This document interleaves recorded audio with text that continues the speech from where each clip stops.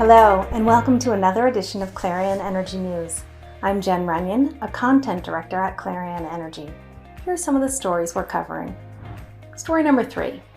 At a time when many nuclear power plant owners are looking to decommission their aging plants, Ontario Power Generation is doing just the opposite. The company returned Unit 2 of the Darlington nuclear generating station back into service recently after completing the first phase of a decade-long refurbishment project at the site. The first part of the nearly $13 billion project was led by SNC-Lavalin. It was completed by more than 2,300 people working over 8 million man-hours. In the 3 years working on Unit 2, they replaced 480 fuel channels, installed more than 27 kilometers of pipe, made nearly 4,000 radiographic welds, and added 300,000 fasteners, nuts, bolts, screws, and washers. The decade-long effort should extend the lifetime of the 4-unit nuclear station by another 30 years. Darlington Nuclear Power Station is a 3.5 gigawatt facility with 4 CANDU reactors. It's located on the north shore of Lake Ontario. The 4 units were commissioned from 1990 to 1993, with Unit 2 completed first. Ontario Power Generation hopes to complete Unit 3 in 2023, Unit 1 in 2024, and Unit 4 in 2026. Exelon Corporation announced a fleet electrification strategy last week that will affect its 6 electric and gas utilities in Delaware, DC, Illinois, Maryland, New Jersey, and Pennsylvania. The company said it will electrify 30% of its vehicle fleet by 2025 and increase that to 50% by 2030.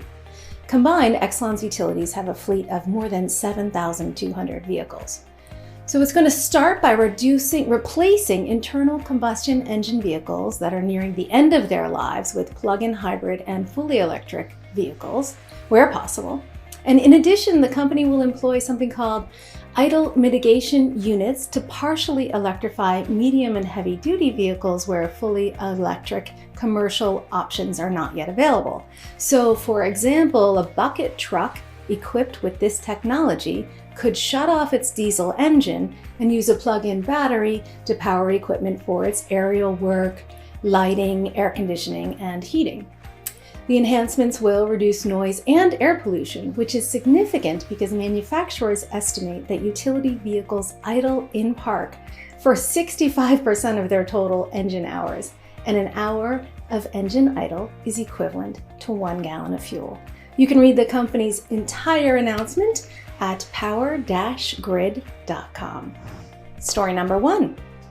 Enel Green Power said it was awarded 68 megawatts of renewable capacity for 2 wind projects and 38.3 megawatts of nominal capacity for the repowering of operational hydroelectric plants in Italy. The awards came as a result of the second renewable energy auction by Italian utility GSE.